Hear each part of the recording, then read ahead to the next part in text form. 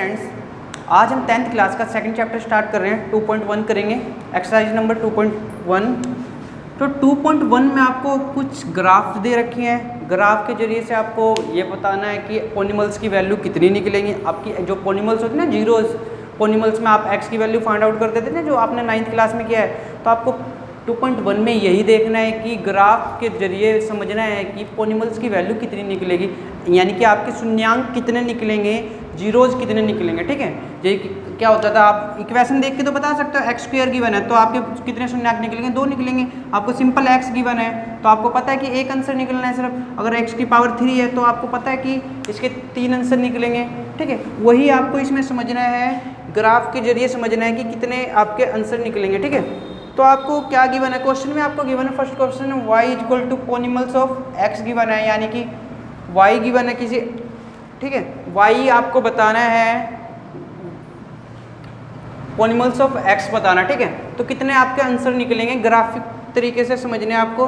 तो first part आपकी graph क्या गिवन है, फर्स्ट पार्ट आपको गिवन है कुछ इस तरह से आपको गिवन होगा। ठीक है, एक ग्राफ गिवन है जिसमें ये सीधी सीधी एक स्ट्रेट लाइन चली जाती है। तो आपको एक्सिस पता है सारे क्या क्या, ये आपका एक्स पॉजिटिव होता है, ये एक्स नेगेटिव होता है, ये वाई पॉजिटिव और ये वाई नेगेटिव, ये एक्सिस आपको सबको पता ही है। ठीक है, इस पॉइंट को हम क्या मानते हैं, बेसिकली जीरो मानते हैं। बुक में आप क्वेश्चन ही तारा है अभी तो। ठीक है, फर्स्ट पार्ट आपका ये।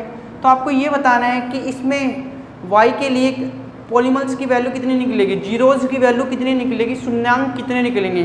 तो ध्यान से देखिए, ये तो आपकी y वाली लाइन होगी और ये x वाली लाइन।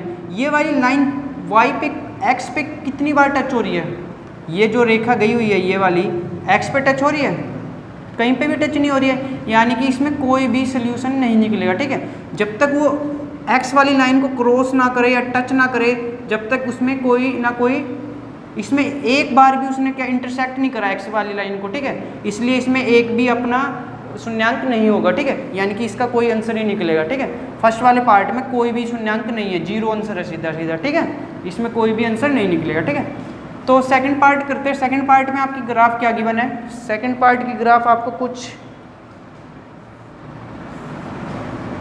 कुछ इस तरह से गिवन होगी आपको। ठीक है, तो कुछ इस तरह से गिवन है आपको सेकंड पार्ट की ग्राफ। ठीक है, आपको ये याद रखना है, ये x है, ये y है। मैं ठीक है लगातार आपको बताता जा रहा हूँ, याद रखना इस चीज़ को। तो देखो ग्राफ, वो जो y वाली रेखा है वो पहले देखो इस तरह से आई, पहले y को कट करा, फिर किसको कट करा, x को कितनी बार कट करा, एक पॉइंट पर इसने कट किया, वन टाइम कट कर रहा है ना, यानी कि इंटरसेक्टिंग पॉइंट x के लिए इंटरसेक्ट कितनी बार हो रहा है, एक बार। यानी कि तो आपके जीरोज कितने निकलेंगे, इसमें जीरोज भी कितने निकलेंगे, 1 निकलेंगे। ठीक है, जीरोज कितने निकलेंगे आपके, 1 निकलेंगे। ठीक है, तो यानी कि x की वैल्यू सिर्फ एक वैल्यू निकलेगी इसमें। ठीक है, तो करते हैं थर्ड पार्ट। थर्ड पार्ट की ग्राफ देखते हैं क्या गिवन है आपको। थर्ड पार्ट में आपको कुछ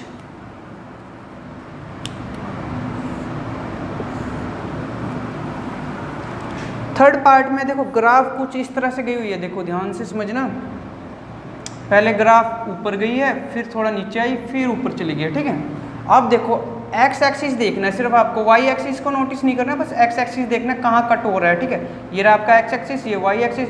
तो देखो x एक्सिस देखो पहले तो यहाँ पे कट हुआ, एक पॉइंट तो यहाँ कट हुआ, यानी कि एक सोल्यूशन ये होगा x के लिए।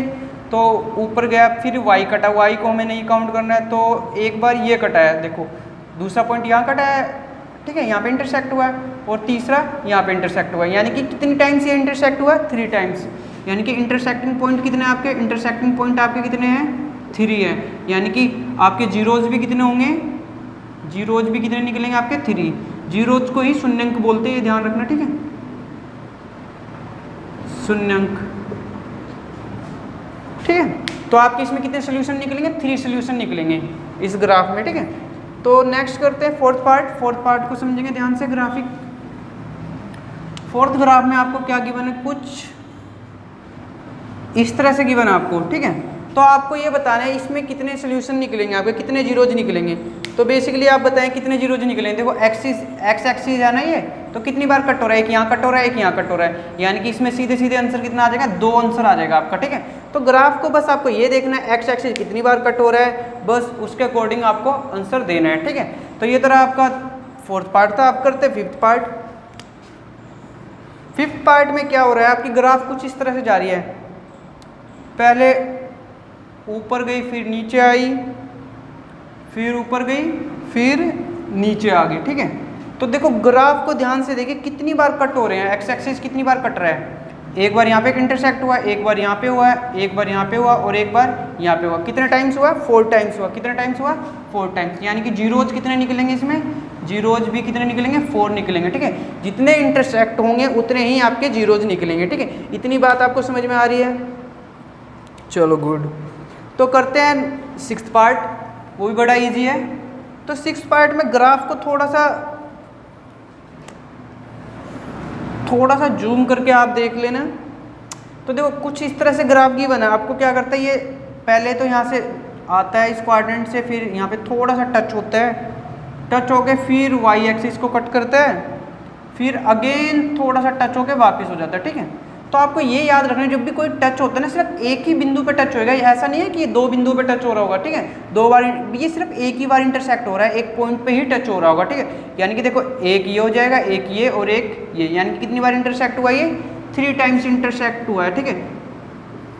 तो इसका भी कितने जीरोज निकलेंगे? जीरोज कितने निकलेंगे आपके?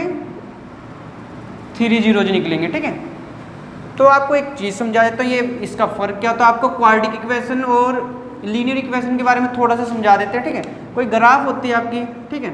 मान लेते हैं x की वैल्यू आपकी 3 है। तो आपकी देखो 1 2 3, तो रेखा सीधी सीधी कैसे चली जाएगी? ऐसे चली जाएगी।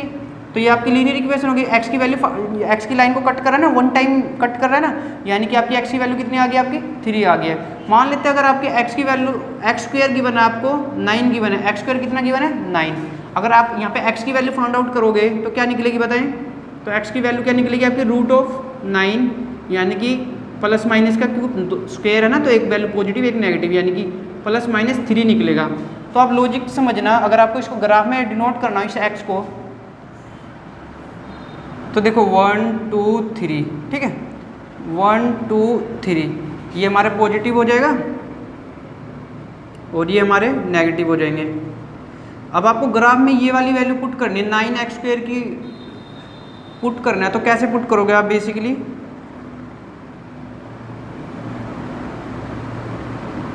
स्क्वायर में गिवन है तो 2 पॉइंट कंसीडर होंगे ना, तो आपके 2 पॉइंट ही कट होने चाहिए किसी भी। तो आप इसे कैसे निकाल सकते हो? इसका क्या निकलेगा? जैसे कि आपका पॉइंट अगर यहाँ पे स्क्वायर एक पॉजिटिव है एक नेगेटिव है, तो 2 पॉइंट कट हो रहे हैं ना, तो ग्राफ कुछ इस तरह से आई होगी, ठीक है। या इस तरह से हो सकती है, या ग्राफ कुछ इस तरह से भी हो सकती है। वो वाई की कंडीशन पे भी डिपेंड करता है ना। मैंने अभी वाई की इक्वेशन नहीं ली है, बस मैं आपको ये थोड़ा सा आइडिया देना चाह रहा हूँ। देखो 2 कट आए हैं तो 2 सोल्यूशन निकल रहे हैं। यहाँ पे x की वैल्यू क्या आ रही है?